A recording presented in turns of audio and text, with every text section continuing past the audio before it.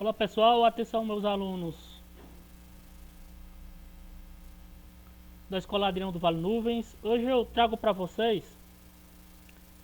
o novo conteúdo, o conteúdo inédito do primeiro ano, certo? Vocês que estão aí no seu isolamento, vocês que estão aí torcendo para essa pandemia acabar logo, certo?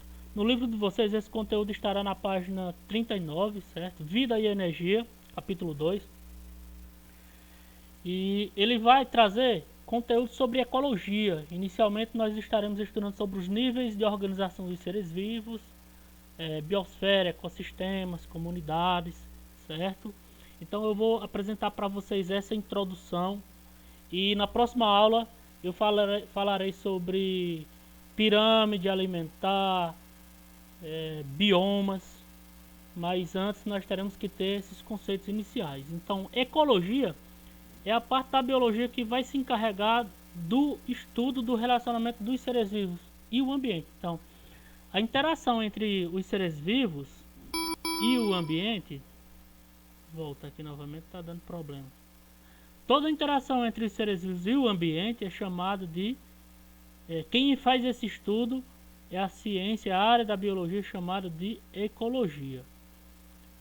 Então, e dentro da ecologia há outras sub-áreas, vamos dizer assim, há outros ramos, como por exemplo a ecobiose. A ecobiose é a parte da ecologia que vai estudar as relações entre os seres vivos e o meio ambiente.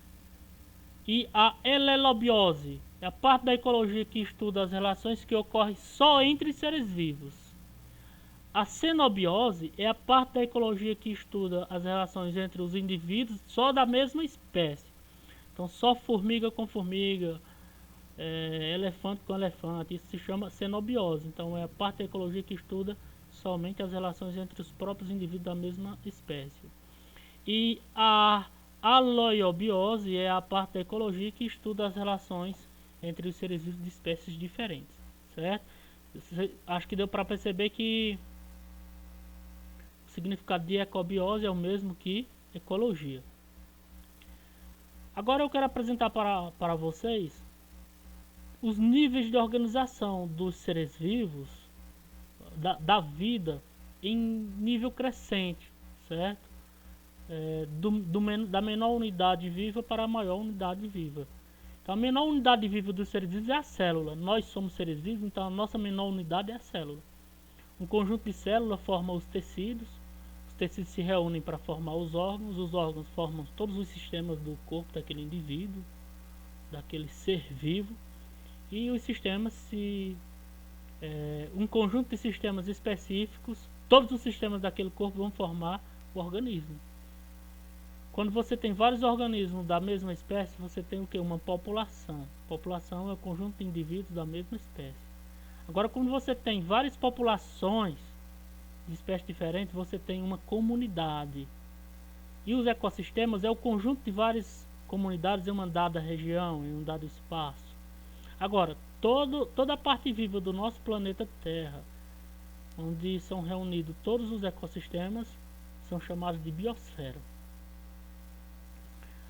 Então vamos começar por ecossistema, que já é um conjunto de várias comunidades, né? Um conjunto dos fatores que são bióticos, que são os seres vivos, e também os fatores abióticos, que é a parte não viva do ambiente, de uma determinada área. Então, onde esses elementos vivos e não vivos trocam entre si influências notáveis, como por exemplo a transferência de matéria e energia, buscando o equilíbrio. Então, um exemplo aqui de um ecossistema do fundo do mar. Então, no fundo do mar, as plantas, micro-organismos e peixes constituem os fatores bióticos desse ecossistema. Por que fatores bióticos? Porque eles são a parte viva. As plantas, os micro-organismos, as algas, a luminosidade, a luz solar, a temperatura, a quantidade de sal, a acidez, que é o pH da água, a acidez ou a basicidade, vão representar os fatores não vivos, os fatores diversos, os chamados fatores abióticos, como vocês estão vendo destacado o nome. Eu vou apresentar alguns tipos de ecossistemas, né, como os bosques, desertos, oceanos. São chamados ecossistemas naturais, são aqueles que são formados sem que o homem faça alguma intervenção. Aí tem aqueles ecossistemas artificiais, que compreendem todos os ecossistemas que dependem da intervenção humana, como por exemplo um açude. Um açude ele é formado pelo homem, né? A construção de um açude. As plantações em que o homem tem posse daquelas plantações. Um aquário, um mini ecossistema é um aquário, né? Onde ali tem várias comunidades, microcomunidades vivendo naquele ambiente. Então eu já adiantei para vocês sobre os fatores bióticos e os fatores abióticos. Os fatores bióticos são os alimentos, a parte viva, plantas, animais e suas relações com o meio. E os fatores abióticos compreendem a temperatura, por exemplo, quanto à temperatura. Existem organismos que são pecilotérmicos, são aqueles que controlam que sua temperatura varia de acordo com a temperatura do ambiente. Quanto à temperatura também, há os homeotérmicos, são aqueles que o próprio corpo controla a sua temperatura, como nós, por exemplo. Nosso corpo tem uma temperatura única de 36 graus Celsius, né? As aves e os mamíferos são homeotérmicos. Quanto ao comportamento dos seres vivos com relação à temperatura, nós temos, por exemplo, a estivação, que é o estado de letargia induzida em animais por excesso de calor, certo? Como por exemplo aqui os caracóis em estivação, chamada estivação. Nós temos também, por exemplo,